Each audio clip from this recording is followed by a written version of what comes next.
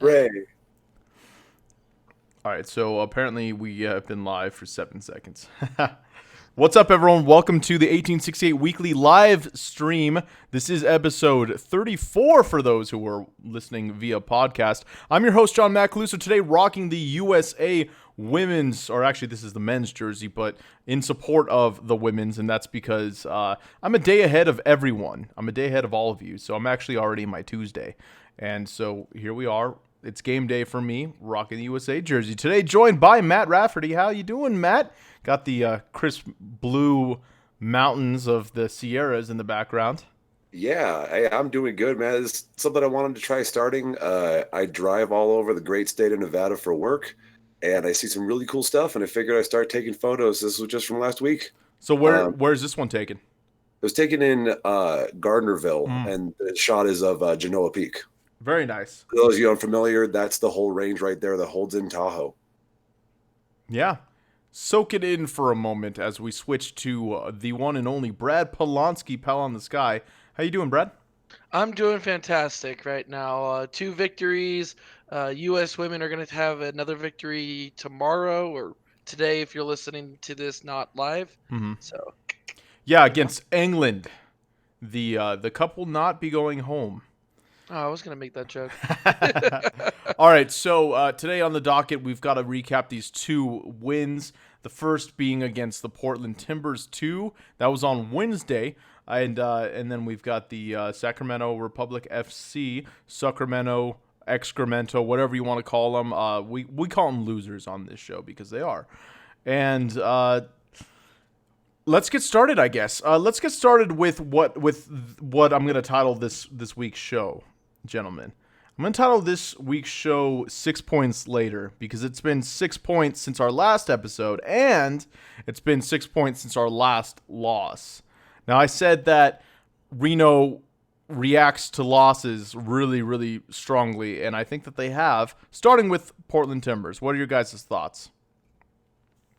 Well, this one, I feel of the two was a little bit of the sketchier match. I unfortunately didn't make the watch party for this one, but I got home just in time to start watching after that long weather delay. And from everything I've seen, that never happens in Portland. Everyone say that these are just like a Midwestern thunderstorm. Like this isn't Portland. So managed to get there in time, and I was nervous and biting my nails for the first half hour. It was a little chippy. Reno was not looking their normal selves. They were missing chances. They were not able to string together even a few passes in the midfield. It was not great looking. But then I'd say for the last 10 minutes of the second half, they really picked it up. Second half, they completely dominated. They looked like themselves again. They looked like how they always look in Portland. And I mean, that was a fun match, or at the very least, an exciting match to watch. I agree with you, Matt. Portland Timbers, first thing that I have to say is the team bounced back that second half 100%. It it was good to see them kind of just come back that second half because what first half didn't look so well. Created a couple chances, not too many.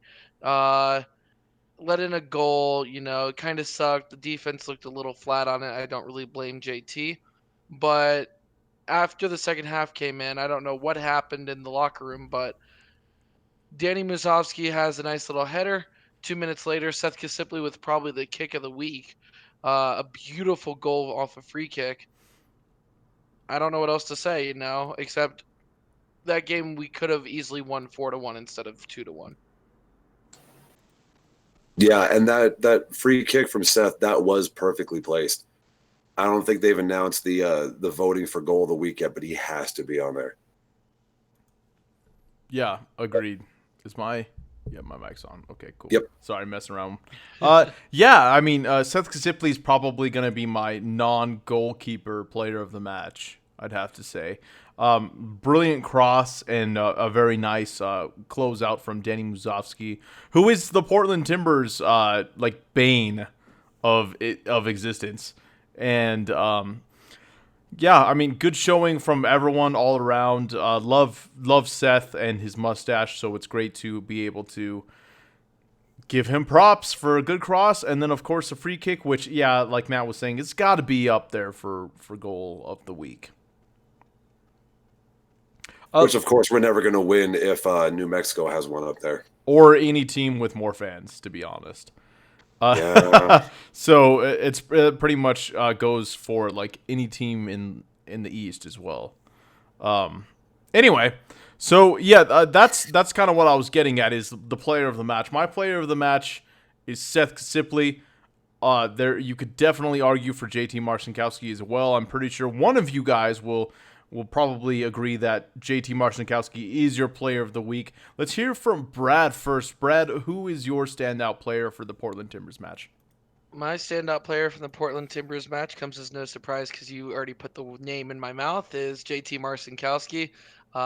Just if it wasn't for him in this game would have gotten out of hand pretty quickly, like the Phoenix game last Tuesday. Wow, or almost 2 Tuesdays ago. 100% JT Marcinkowski stepped up this week and put in a good shift in this game, and later on we'll talk about the sack game. How about Matt? All right. I got to bring up somebody else then. I got to talk a little bit about Seth.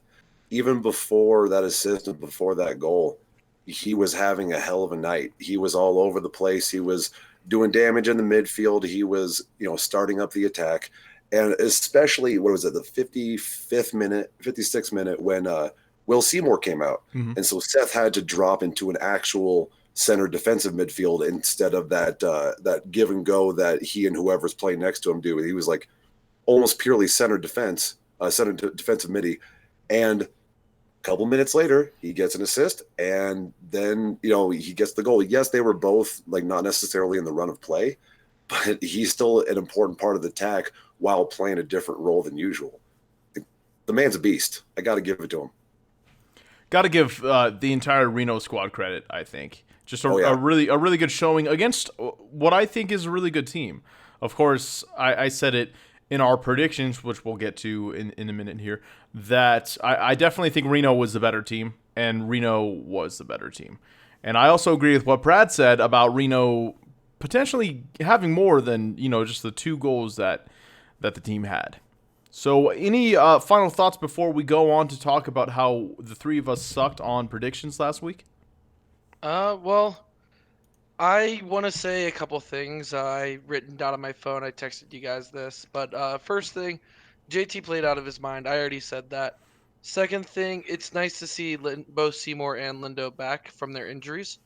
This was Lindo's first game back and Seymour's first game back from injuries, and Seymour picked up a 5th yellow on the season, so he had to sit out the Sacramento game on accumulation. But I got one criticism about this game, and that's our Portland Timbers killer who thought he could do a little bit too much. Danny Mazovsky had a bunch of chances, and he's a really good player, and he can create and make shots, but he had a bunch of chances with Lindo on the side of him as he's taking a one-on-one and then the keeper, and Lindo has wide open field in front of him on the edge of the box. I don't know why Danny doesn't pass the ball off there, but maybe he doesn't see it, but he had multiple opportunities to do that, and as a result, I think easily that game could have been 3-1, 4-1 late on. I think that's a fair criticism. I mean, you can criticize any forward with that, though. I think I've seen it. Yeah, I've seen it a few times with Danny Herzog. Maybe not the last couple matches, but a few times before that. He's got one of the highest amount of missed opportunities in the league. So Yeah. I mean, it's just like I understand what you're saying, but I feel like that's a criticism you can make towards any attacker. Yeah, 100%. Danny is a Chris Wondolowski player, where you get the ball out in front of the goal, it's gonna go in if Danny's in the area. Danny is so good at finishing the plays, but one-on-one with an attacker, he's not one of those number 10 center midfield players that will make a guy fall down like on our team. Raul Mendiola is going to break people's ankles. He did so against Sacramento. Mm-hmm. Danny's not that type of player. Danny's really good. He has the brain in the box to put the ball in the net, and that's what he did when, quite literally, when Seth Kasiple on the free kick kicked it right into the box. Danny's right there, uses his brain, puts it in the net. Well, and his size comes in handy too. That kind of goes along with the kind of player he is. Yeah, I feel like Corey might be a little more of the Wondolowski, where he's just the target man and he's waiting for that single touch to get it in there. Whereas Danny, he's got a little more weight than he shows. Like, he actually can throw his weight around, and he's kind of that hold up player that will receive a ball and either take a chance or just do a quick little dish off. But that header goal, like, he showed his strength and his size, because he had a man literally on his back, like going over him, and he still managed to get that shot on goal. Like, strong young man. Definitely. Mhm.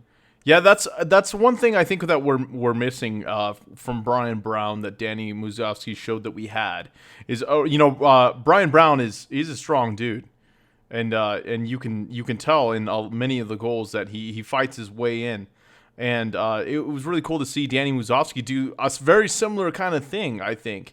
So yeah, I mean, I've said really all I need to. I think Reno was the better team. Thought they were before. They definitely showed it, and we move on with 3 points and go into this match with Sacramento. Yeah.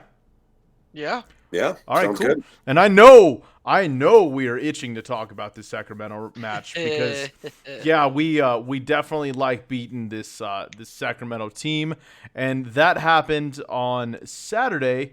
I was with family, and I don't regret missing this match, although I felt it at first because it's often hard for me to put life ahead of the team, but I did, and I don't regret it. So we're going to talk to one of you guys first about just the general atmosphere of the of Greater Nevada Field. How was it? We'll go to Matt so that we can check out your background a little bit there. I know, it's so pretty, isn't it? I It mean, you have to is. look at me, but it's pretty back there. Well, yeah, the atmosphere was good. A little fewer people than I was expecting. We had about, like, just roughly 4,500. Could have been more. I don't want to use the excuse of the last day of the Reno Rodeo, but just to make myself feel better, I might do that. But aside from that, the crowd were active. They were very responsive to the action on the pitch. The brigade section, they sounded great. They never let up, never got quiet. But Tower Bridge Battalion, they actually traveled with quite a few people, more than they ever have, I believe, and they sounded good. It was a good battle in the stands, and it is very unfortunate that when they put them in section 109 right there, they're right below the field mic. So when you go back and watch highlights in the replay, they're all you can hear, when in all reality it was actually pretty even back and forth. Mm-hmm. I hated that so much, just being in the section and hearing the Tower Bridge Battalion, on the highlights afterwards. It's like, well, yeah, we put in good effort there, and it's the same way for Los Unicos. You can hear them in section 109. So it's like the Battleborn Brigade's probably sounding just as good now as we were in the past 2 seasons. And now, because everybody's all split up and 109's right next to where they have the camera and the microphone, you can just hear that area and not us. Yeah, Yeah, but it is. Oh, go ahead. I was just gonna ask if Douglas Alley was in the cage again. Yep. They were. Perfect. I love that spot for Douglas Alley. Like, props to Eric. I know he's been trying to get that to happen for a while, and I mean they're right behind the opposing goalkeeper, and I just love it. It's amazing. So let's talk about the actual game itself. The 2 goal scorers were Raul Mendiola and Sergio Rivas, and as Brad, you were saying, Raul Mendiola breaking some ankles. He's got to be like one of the best players at ball control and movement on the team, right? Yeah, I agree. Oh yeah, I completely think so. Yeah, most of his goals have been individual efforts, haven't Yeah. they? This one was not. This one was a little. I mean, we'll go into the highlights, I guess, if you don't mind. Yeah, of course. That's where I was leading to. Okay. So this game, the first goal comes off of Raul Mendiola. or off of. Raul Mendiola scores off a wonderful. Oh my gosh, I have nothing but good things to say about this run across the field from Duke Lacroix.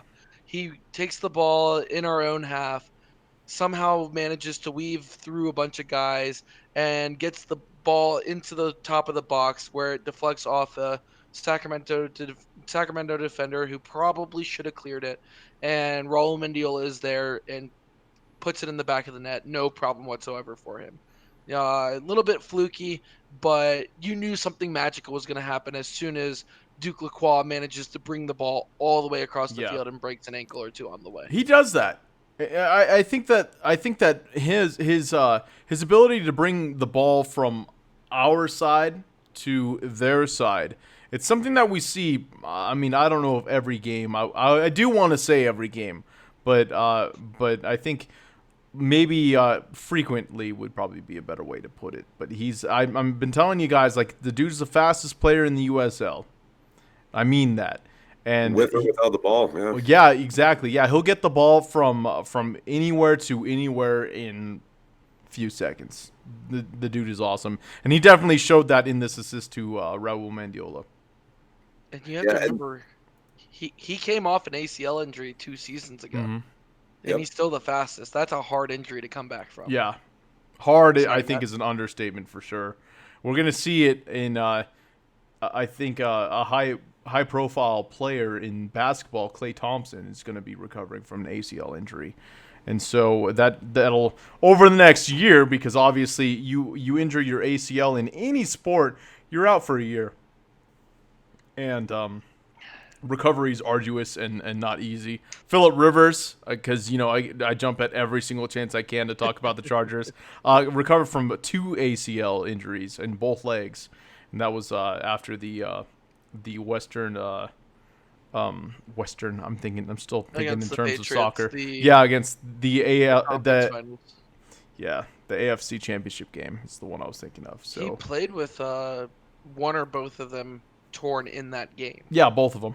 Yeah, that's what I was talking about. So but he played with them torn. Right. That's incredible. yeah. So anyway, my point is, and to Brad's point, is the fact that ACL is a very, very tough injuries to recover from, and arguably one of the toughest.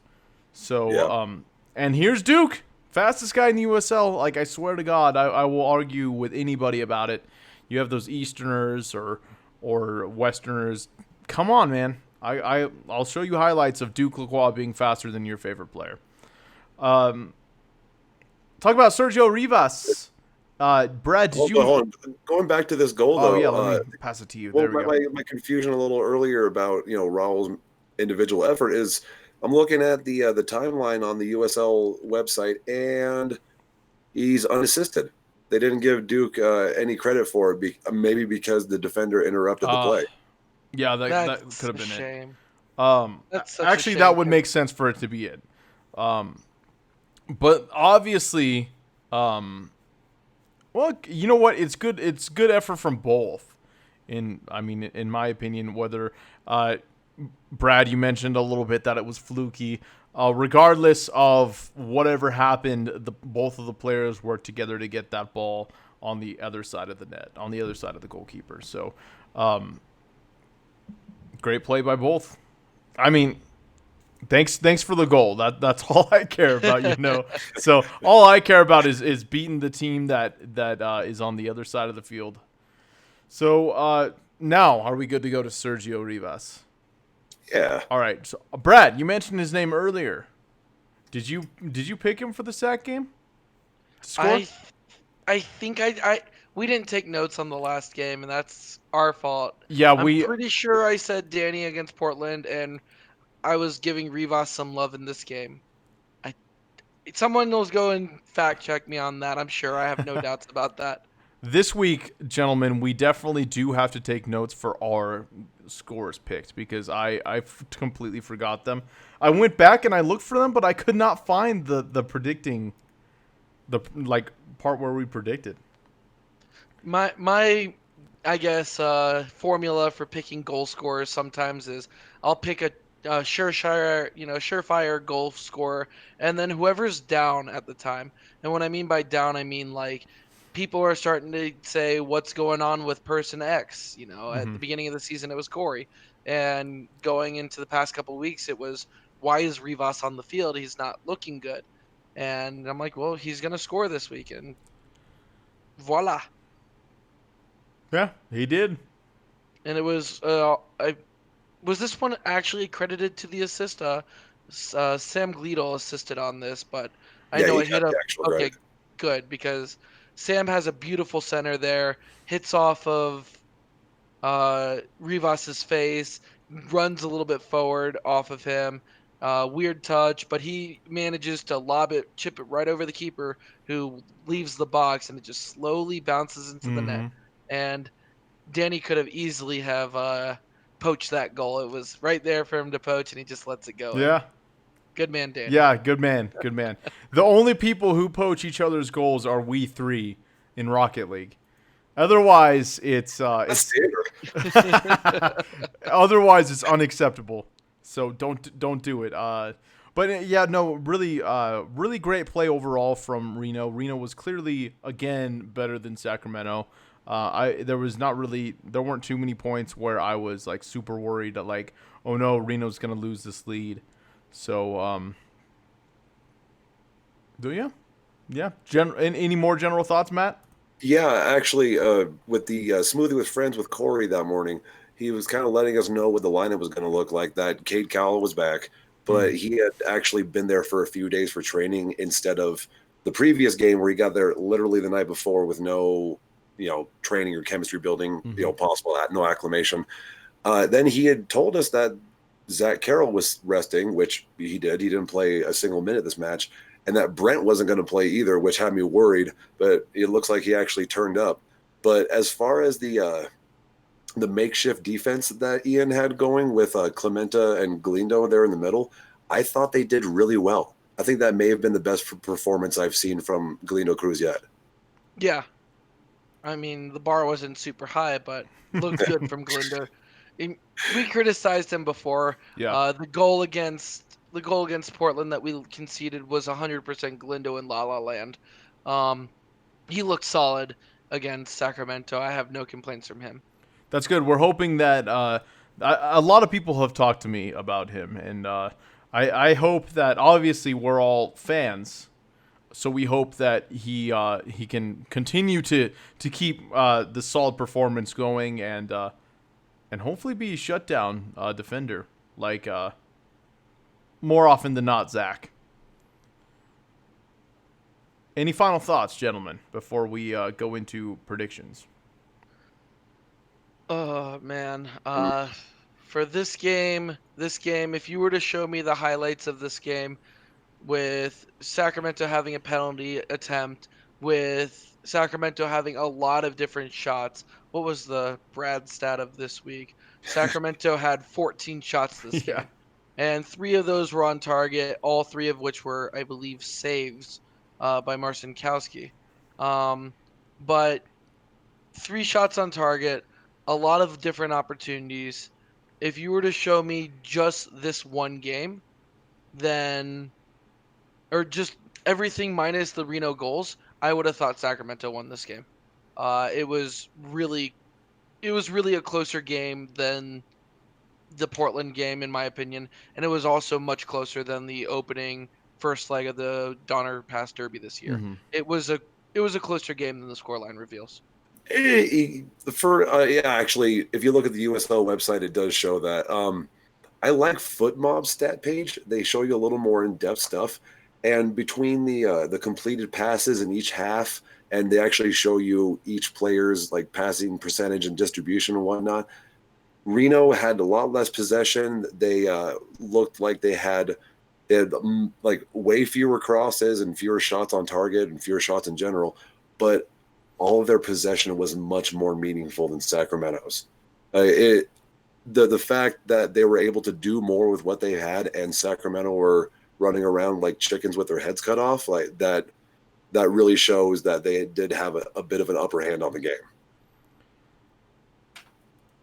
Yeah, so it's a little bit different. My perspective is a little bit different watching this game because I watched it after I knew that Reno won.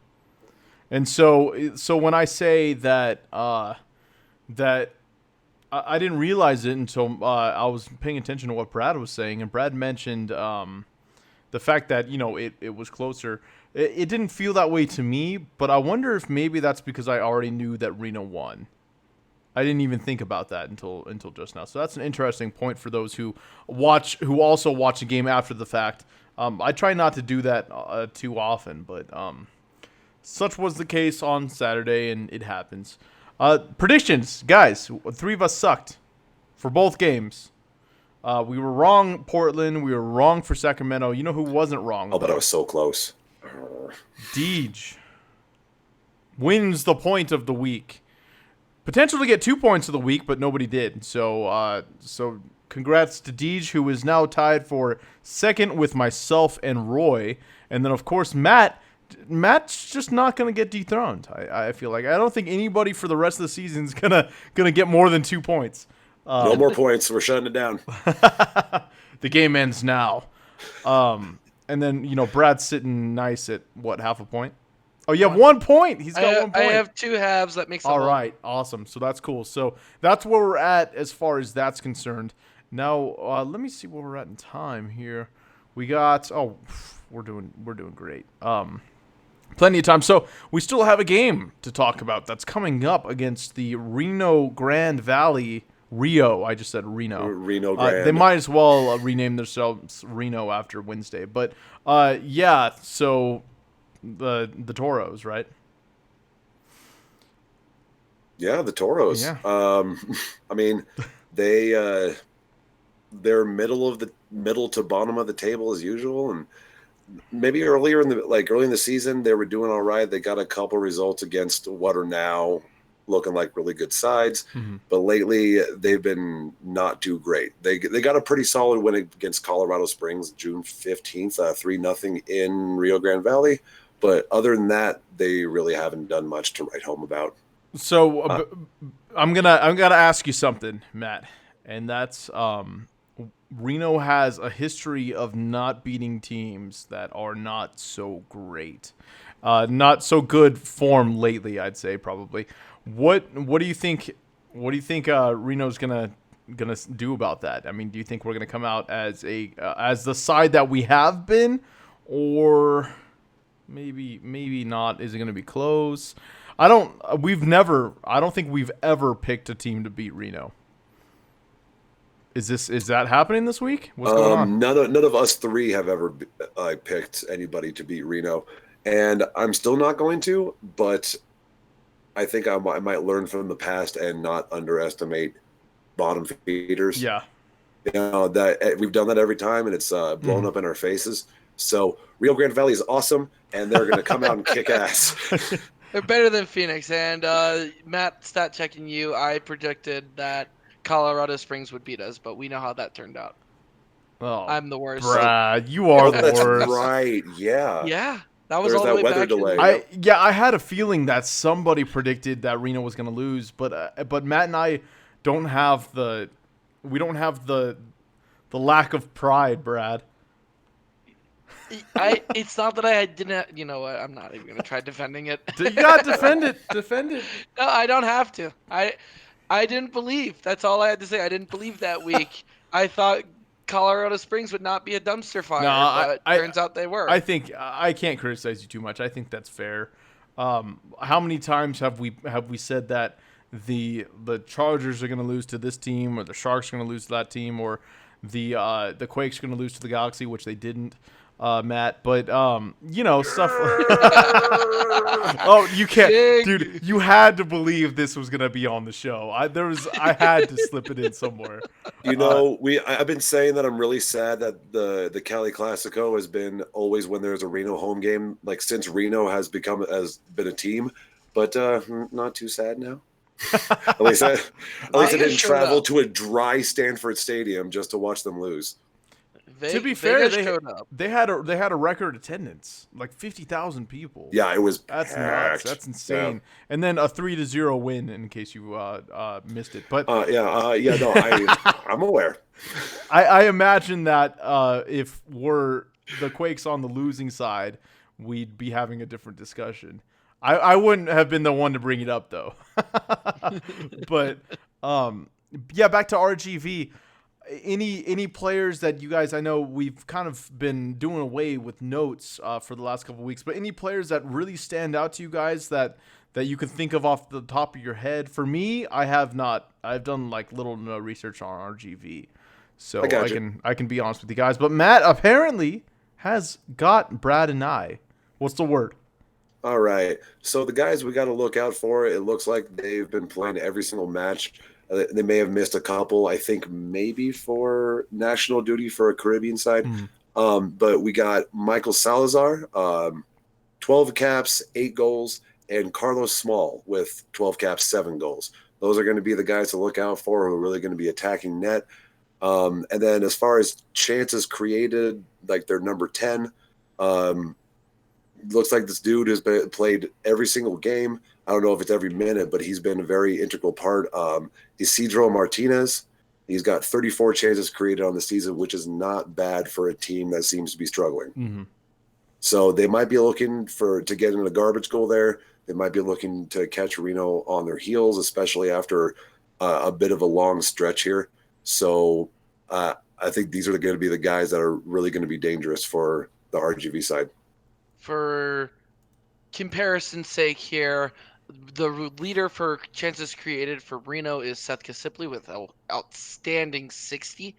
Off those 60 Yeah, chances Matt's created, face he says has, it all. That's crazy. I know. Out of those 60 chances created, he has 3 assists. I know, it's like conversion rate of what, 5%? Is my math, or is it even less than that? For comparison's sake, Isidro Martinez has 36, you said? 34 chances 34. created, and has 4 assists. So sure. he's creating and the team's finishing off of him. Yeah. At least compared to our highest chances created, which is absolutely outstanding, 60. Yeah, Wow. that's insane. I think that's league leader for that should be the chances Brad created. stat of the day. That's insane. So yeah, all right. So we got all of that out of the way, guys. I think it's time. I mean, unless you guys have anything else you want to add, it's time for predictions. It's time for us to be wrong again. That's what this Yay! segment should be called. It's time for us to be wrong again. What do we got? Which one of you guys wants to go first? Matt will. All right, I'll Matt's take it. going first. Okay. Based on recent form of each side and based on how wrong, like how close to how wrong I've been on these last couple rounds, I'm gonna go 2-0 Reno win. The depth on the defense is gonna come through again, and they're gonna get the job done. And the scorers that are gonna put the game away are Corey and Seth. Okay.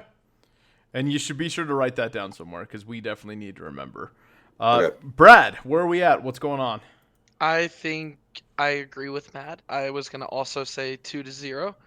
And I think that's because, for the most part, we have one of the hottest goalkeepers going on right now. I forgot to mention the save that JT had against Sacramento, where the ball is literally like, boop, like it's kicked off a corner. I don't remember where it came, but it was a corner kick, and he manages to get his hand up to the ball, and the reaction from the player on the ground was just absolutely outstanding. If that's not nominated for Save of the Week, I don't know what is Save of the Week, because it was absolutely beautiful. I asked him after the game 2 questions. The first was the penalty kick actually a penalty kick that Sacramento had gotten? The second being, what goes through your mind making a save like that? And his response to me was one word, just lucky. So it was absolutely a stellar save. And So what happens if when Matt JT's in plays? net, what? What happens if Matt plays? If Matt, no, JT's in this week. Corey said on Saturday that JT and Cade will be both playing up until Wednesday. Has Corey never been wrong with Ian's lineup? He has been. He has been. I'm just saying, man. Oh yeah, he's not the final word on it. Yeah. But at the same time, we don't really get control of who San Jose sends up. That's And what I'm if San saying. Jose, yeah, but if San Jose has already sent up both JT and Cade, and both JT and Cade have played in the past 2 games, I'm going to say that both JT and Cade will probably play again on Wednesday. Sure, but And probably doesn't really mean yes for sure. I'm okay, just saying. JT's gonna play. JT's gonna Okay, play. all right. It's gonna be 2-0, and my goal scorers are going to be both Raul and Lindo. Give me some short, quick people love this week. I'm going crazy. All right. I'm gonna go a 3-1 win for Reno. I've got I definitely have Brent Richards, guys. I'm gonna pick Brent Richards until he scores, because I feel it, and I Yeah. like. You want to know what I have to say about Brent Richards? Just check out the last couple weeks, because I've said the same exact thing, and I picked him the last couple weeks. So I got Brent Richards scoring 1. I've got Raul Mendiola scoring another, and then we got to go Corey Herzog because I need to play it safe. So, and he hasn't scored in a wee bit, so I think that I think it's coming. And that's that. So be sure to send us your predictions. We just have, oh man, we have a couple days. I didn't even think about that. We only have a couple days until this match. You guys are going to only have 1 day between the release of this episode on SoundCloud and the match on Wednesday to give us your predictions. And hopefully one of us is less wrong this week, right? Like less wrong. It's kind of getting to the point where I'm happy when somebody gets the score right. Like Roy, nice, great pick, 4-2. I don't know how you did that, but crazy pick. Deej, good job. I'm happy for you, man. Like, That's 2 weeks in a row. yeah. Oh man, it really is. We're on That's fire, like, or wow. they're on fire. Yeah, not everyone us. but us is on fire. We are starting to look like we don't know what we're talking about, gentlemen. So we Have gotta, we we got to start picking some wins. So, look, we ran through that really quickly. Got about 20 minutes. Oh, jeez. Yeah, we got about 20 minutes, but that's okay because I got a bunch of stuff that I can talk about. But before all of the stuff I want to talk about, is there anything you guys want to talk about? Not quite random thoughts. Let's keep it within the realm of soccer. Brad, you go ahead and start, man. Yeah, Alright, go for it, well, Brad. I'm gonna get on my soapbox here. Let's talk fan etiquette this week, guys. Specifically, I'm talking about an incident that happened at Greater Nevada against Sacramento Republic. I'm not going to go into too much detail, but long story short, a couple of Sacramento fans came into Section 101 next to the Battleborn Brigade, started jabbing with some Battleborn Brigaders and myself, kind of banter back and forth, which kind of turned into them screaming at the top of their lungs while we were doing our chants as the Battleborn Brigade, Sacramento being extremely disrespectful, and getting kicked out of the section. And having to be removed in the 90th minute by security, and they were just being giant jerks about it. And at the end of the game, one of the Sacramento players takes his scarf, walks up to the some of the Battleborn Brigade people, and just shoves it in their face and says, "How do you like that, you p word?" And just very disrespectful. My soapbox moment here is, if you are going to a soccer game and you have a section, you either stay in it or you're very respectful to whatever section you end up in, because this is the USL. Not every stadium is going to be full all the time. There's going to be room for you to find a seat that's more your preference. But if you are going to move, you have to be respectful, especially as a visiting fan. You can't go into a section looking for a fight. And that's what these fans did. And if they went down into Douglas Alley cage to the cage down there, they would have very well found that fight that they were looking for. Douglas Alley prides themselves on being vulgar and being the caged animals that they are. I love Douglas Alley. I'm happy to go over there and join them. But talking to Roy after the game about these fans, if they were to have been over that area, there would have been a fight. No doubt. Um, as a fan, I don't care if you support your team. I don't care if you wanna be a nice fan and support your team on the road and just be there and be awesome. But you have to be awesome. You can't go looking to be a jerk. You can't go looking to quarrel with opposing fans, especially supporters fans, because when we were down there for the Sacramento game, the first leg of the Derby this year, we 100% were respectful of the area. Sure, some of our chants were vulgar. I don't care about that. If you chant vulgar things, do it in your section. I'm not going to come over and punch you for being vulgar. And I would hope that nobody would come punch me for being vulgar. But don't come into our section and then be vulgar. It's disrespectful. It's not proper fan etiquette. And honestly, I'm happy they got kicked out. I'm a little upset it didn't happen sooner, but whatever.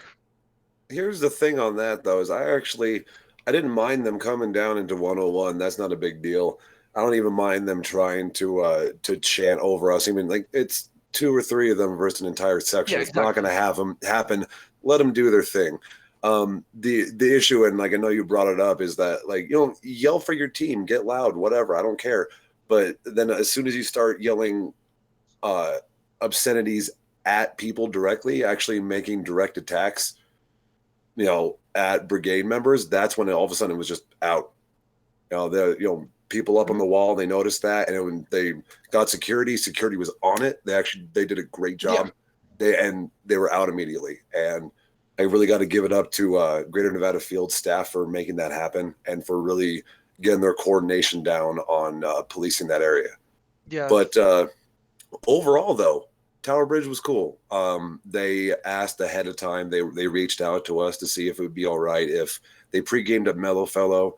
We're like, sure, if we're gonna try to make this a healthy rivalry, it has to start somewhere. So might as well have it be now. Come and have some beers with us. Just everyone agreed that we would be cool. Banter's fine. Banter is great. I love it. But as soon as it becomes violent, as soon as it becomes um, you know personal attacks, then it's not cool. And everybody really, stayed on the good side. I'm really proud of everybody. Yeah, huge shout outs to Lisa and everybody from the guest services there.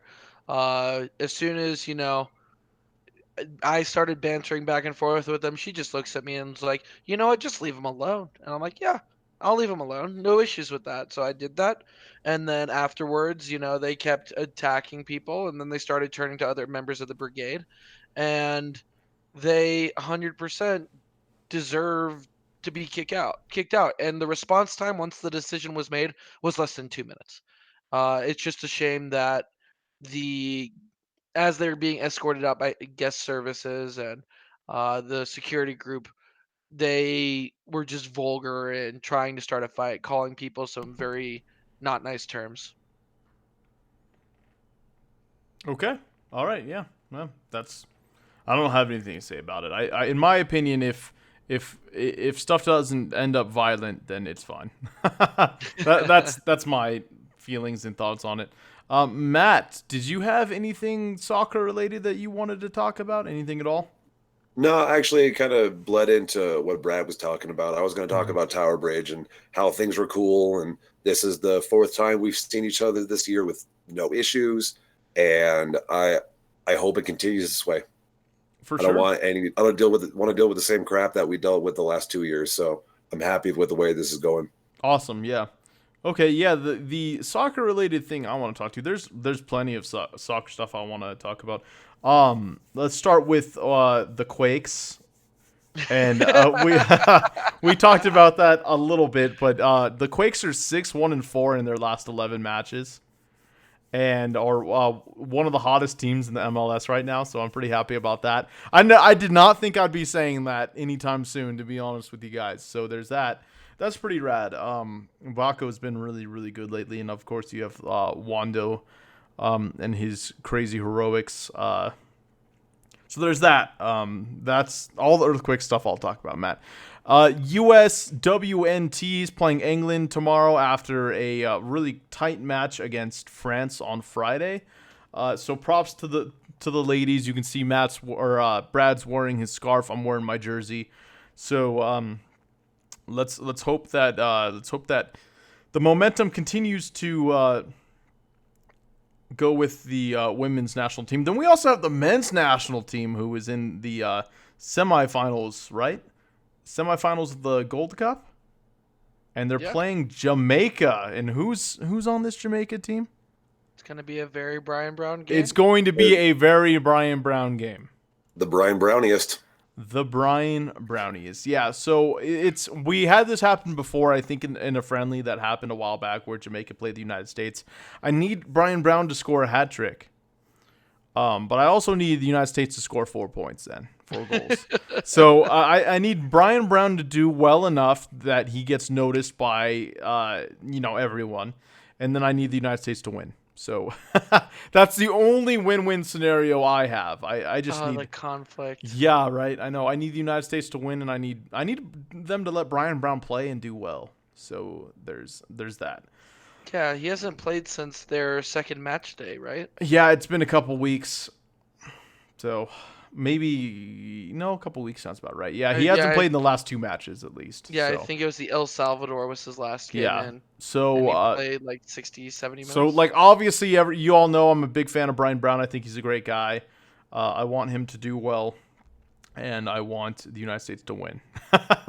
So, yeah, I think that's all of the soccer thought I have. Ran through that pretty quickly. I have a few non-soccer sports related things that I wanted to bring up. First and foremost, I'd like to give my condolences to Tyler Skaggs' family. He's a former Reno Aces player who did play with the LA Angels, and before that, obviously the Diamondbacks, which is how he played for the Reno Aces in 2012. So, condolences to his family, and rest in peace. He passed a year younger than me, 27. So that's pretty crazy. Pretty young guy. Really unfortunate. And yeah, I guess that's all I have to say on that. And then I also want to this one's hard, guys. This one's hard. But Joe Pavelski is no longer with the San Jose Sharks. And God, that breaks my heart because he's my favorite player for years. He's been in San Jose for the last 13 years. So that's a tough pill to swallow. I think he's with the Stars now. So it's the first time in my life where I've lost my favorite player from one of my favorite teams. And so I'm having a tough time dealing with it. No, I'm not about to cry about it, but I'm pretty sad about it. So I think everyone knows that feeling. They can commiserate with you on that. Yeah, it's really unfortunate. It sucks a lot. He's like, like I was saying, he's been my favorite player forever on the Sharks. So that's a huge bummer. Not really stoked about it, but happy for the Stars, and I obviously wish him the best. So, although I wish I could wish him the best and him still be on the Sharks. But that's it. I mean, that's all I got as far as like general sports is concerned. I've got plenty of other stuff to talk about, but they kind of more or less go with random thoughts. So maybe we could just do random thoughts, and if we finish early, we finish early. We've got about 10 minutes left. Either of you guys want to go first on random thoughts? We'll go with we'll go with Matt. No, hey, were you going to say that anyway, or were you going to go for it? Hey, all right.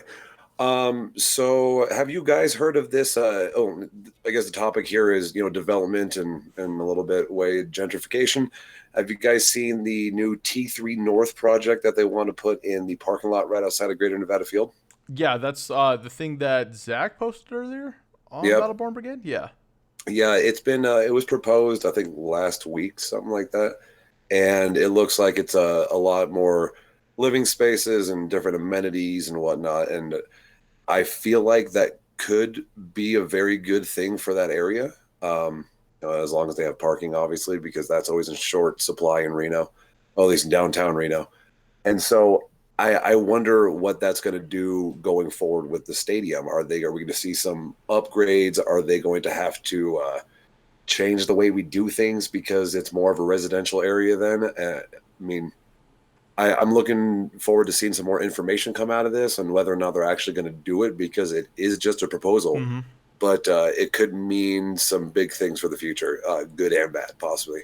I'm glad you reaffirmed the fact that it is a proposal. So that's like way beginning stages of if anything Oh, yeah. happens at all. So I think the equivalent of the bad stadium rendering that you always see whenever someone gets the stars in their eyes for MLS. yeah, yeah. I mean, it does look pretty sweet. I think you were the one who pointed out the parking situation, too, right? Which Yeah, and it looks like John Hackney is with Douglas Alley, but he did point out that they did say something about parking spaces. I just don't know if that's confirmed or not part of the plan, because otherwise, where are you going to put them? right. Yeah, definitely need more parking in that area. So, I agree with you, Matt. Brad, Matt and I already got a sneak preview of what you're going to rant about. What was I gonna rant about? The former superintendent. Oh yeah, I forgot about that. I was so busy thinking, oh, is there something happy I can talk about? I That mean, I you can forgot still that I think was about it doom if you and want.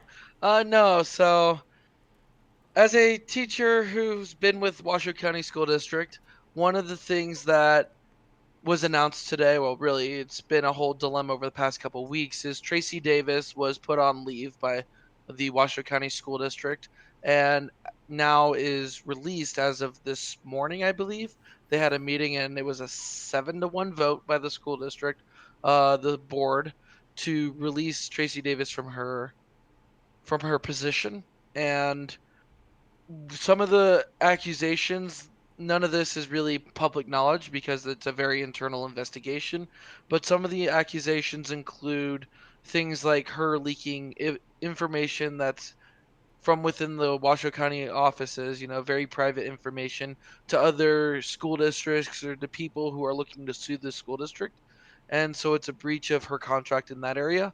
But one of the things that I think led up to this whole dispute was the underlying feeling from teachers in the district that they couldn't be open about any dissent with her, that she was either A, retaliatory, or B, just it would fall on deaf ears.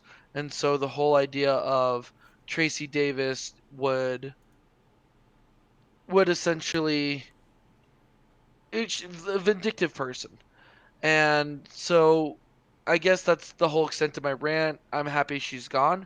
And now I look forward to seeing what the school district does, whether they either A, look internally for their next superintendent, or B, start a nationwide search. Because Washoe County School Districts has a lot going on that is desirable. There's a lot of demand for people looking for social studies jobs up here. Washoe County does social studies very well. One of the best social studies areas, curriculum development in the country, and yet we have one of the worst, if not hands down worst, special ed departments in the country. And Washoe County can do so much better, and that's something the next superintendent will be inheriting next time they come into, into the position. All So right, soapbox over. yeah, it was a 6-1 vote. Oh, okay. Yeah, I didn't want to interrupt you. And then yeah, I have no comments either way about this. So All right. thanks for Well, sharing yours, Brad. yeah, let me get on the happy box. I'll bring back a segment that I haven't done in a while. It's beer of the week. This week I am drinking. I can actually show you guys the beer now. Yeah. Hey, This is the Lead Dog Double IPA, 16-ounce can, 7.5% alcohol. Very fruity, yet not hazy. It's a clear double IPA, which is kind of a kind of a I guess good thing because a lot of IPAs coming out are hazy and they're super heavy, and a lot of people who don't like IPAs really don't like it because it is a lot of hazy IPAs on the market. And so this one's a very clear IPA, easy to drink for me, fruity but not overpowering. All right, there's your beer of the week. And I don't really have any random thoughts. I have a lot of thoughts regarding like the podcast and stuff like that, but nothing really like random. So the more I think about something random, the less random it becomes. I don't know if you guys have that issue, but Yeah, so I guess my random thought is just going to be the fact that I don't have a random thought. But rest assured, gentlemen, it's not like I won't talk about something. And the something I'm going to talk about is Rocket League. And so this is a plan. This is not for sure it's not for sure a thing, although it's very much looking that way. We in the future, once we get the live streaming going pretty well, which I think it's been going really well. I mean, we kind of logged in today, got into Hangouts, and we're ready to stream right after that. So we're getting to the point where this is becoming pretty regular and a lot easier than it had been for previous weeks. And what we do is we'll record, we'll live stream, whatever, and then we'll quit, and then we'll play Rocket League for like an hour. So what we were thinking and what we want to do in the future is we're going to stream Rocket League in a follow-up segment to the show, and we'll just play it, hang out, and it'll be completely uncensored because then we've shifted into the realm of competition and expletives. And so, it'll be an after show kind of thing, and it'll be a lot of fun. We'd like to compete with other podcasts, like the Rising is One, Phoenix Rising podcast. Like to get our friends from Orange and Black Soccer Cast on and play some Rocket League. So that's something that's happening that we'd like to happen in the future. I think that's something that will happen in the future. As far as getting other podcasts on, that might be a little bit more of a battle, but any people who listen to this podcast who are part of other podcasts and think, hey, I think that we could beat these guys at Rocket League, you're probably wrong, but you're more than welcome to try. So let us know, and we can play some Rocket League, and we can stream it, and we can have some fun. So I guess that's going to take place of my random thought today. So Awesome. yeah. And speaking of the YouTube live stream, one thing that once we start getting everything better is if you guys are listening to this and you guys do end up tuning into a YouTube live stream, is we have a comment section and you can actually interact with us. I have it up right now. You can interact with us on the comment section in the YouTube. 100% works. It's awesome, and we can see it. So if you guys come in and you're like, hey, you guys said something wrong or we disagree, you can pull it up there. Yeah, and that's we by talking to us and communicating and stuff, that's a good way to be part of the show. That's kind of what we do with predictions, actually. So yeah, come in, shoot a comment. I think unless anything happens, and if something does happen, we'll notify all of you guys. We plan on recording, or rather live streaming at 6:30 every week, because I think we all get on at 6 and then get ourselves ready for the show, and then 6:30 is our recording time. And of course, that's subject to change. Sometimes things get in the way. Every now and then we can't make it on Monday, so we'll push it to a Tuesday or something like that. Of course, for that, follow the 1868 Weekly Twitter. Feel free to friend us on Facebook and stuff like that. Okay, so let's on that note, let's go to social media. I guess follow 1868 Weekly. Obviously, subscribe to us on YouTube. That's probably where you're watching us now. Like us on Instagram, like us on Twitter, and feel free to like me on Instagram at the John Macaluso, and then just John Macaluso on Twitter, and then of course feel free to send me a friend request on Facebook. Brad, where can we find you? You can find me at Pal on the Sky pretty much anywhere, and Bradley Polonsky on Facebook. And Matt? All right, you can find me at Raf Out Loud with underscores between each word, mostly on Reddit, sometimes on Twitter. All right, guys, and that's all we've got for you this week. We got 6 points under our belt since the last episode. Let's get a few more by the next episode. Yeah, that sounds good to me. Brad, take us away. All right. Thank you guys for listening as always. Look forward to seeing you guys in the YouTube live stream in the future. In Ian we trust. Wow, I missed that one. In Ian we trust. And Vamos Azules! Thanks for listening, everybody. See you guys. Bye, everybody.